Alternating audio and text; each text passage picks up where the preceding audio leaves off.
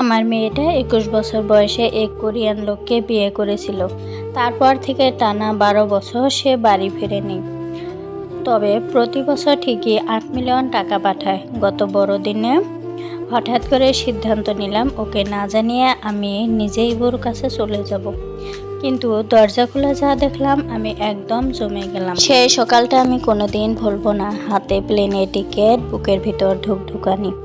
পুরো 12 বছর পর আমি আমার মেয়ের কাছে যাচ্ছি। আমার নাম তিশা, বয়স 63। অনেক আগে স্বামীকে হারিয়েছি।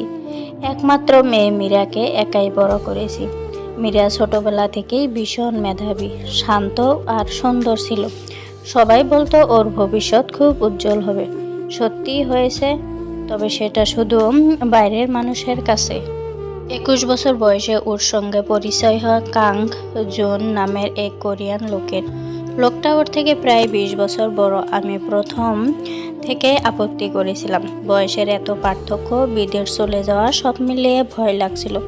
কিন্তু মীরা জেদ ধরেছিল, মা আমি জানি আমি কি করেছি। শেষ পর্যন্ত মেয়ের জেদের কাছে হার মেনে বিয়েটা মেনে নিয়েছিলাম। বিয়ের 1 মাসের মধ্যেই ও কোরিয়ায় চলে যায়। সেদিন বিমানবন্দরে ও আমাকে জড়িয়ে ধরে কাঁদছিল। আমিও কাঁদছিলাম, কিন্তু লুকিয়ে রেখেছিলাম। ভাবছিলাম কয়েক বছর পর ঠিকই ফিরে আসবে। কিন্তু না, বছর যায়, আরেক বছর যায়, 5 বছর পর আমি প্রশ্ন করাও বন্ধ করে দিই। শুধু প্রতি বছর ঠিক একই সময় 8 মিলিয়ন পেসো এসে পৌঁছাতো, সঙ্গে একটা ছোট্ট বার্তা, মা নিজের খেয়াল রেখো, আমি ভালো আছি। এই ভালো আছি কথাটায় আমার সবচেয়ে বেশি ভয় ছিল। একবার ভিডিও কলে কথা হয়েছিল। ওকে আগের মতোই সুন্দর লাগছিল, কিন্তু চোখে যেন একটা অদ্ভুত দূরত্ব। আমি জিজ্ঞেস করেছিলাম, ফিরবি না মা? ও একটু চুপ করে বলেছিল, খুব ব্যস্ত আছি মা। তারপর আর জিজ্ঞেস করিনি। অনেক সময় মায়েরা সত্যিটা জানার ভয়েও প্রশ্ন করে না। এদিকে আমার বাড়ি, জীবন সবই বদলে গেছে সেই টাকার কারণে। সবাই ভাবে আমি ভাগ্যবতী, কিন্তু তারা জানে না একটা ভরা প্লেটের সামনে একা বসে খাওয়ার কষ্টটা কেমন। প্রতিটা জন্মদিনে আমি ওর জন্য আলাদা প্লেট রাখতাম, ওর প্রিয় রান্না করতাম আর বসে বসে কাঁদতাম। 12 বছর পরে হঠাৎ একদিন সিদ্ধান্ত নিলাম আমি নিজেই যাব।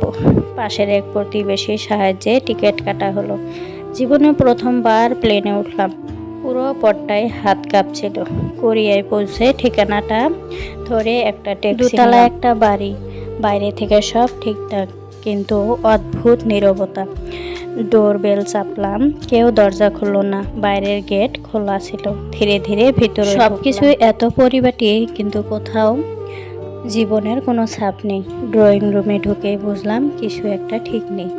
সব কিছু এত গোছানো যেন কেউ এখানে থাকে না। কোনো জুতা ছড়ানো নেই, কোনো কাপড় নেই, রান্নার কোনো গন্ধ নেই। আমি ধীরে ধীরে ডাকলাম, মীরা। কোনো উত্তর নেই।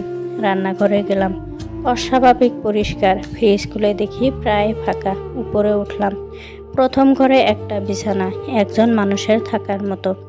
আলমারিতে শুধু মেয়েদের কাপড়, কোনো পুরুষের অস্তিত্ব নেই। দ্বিতীয় ঘরটা অফিসের মতো, কিন্তু দেখে মনে হলো ব্যবহার হয় না।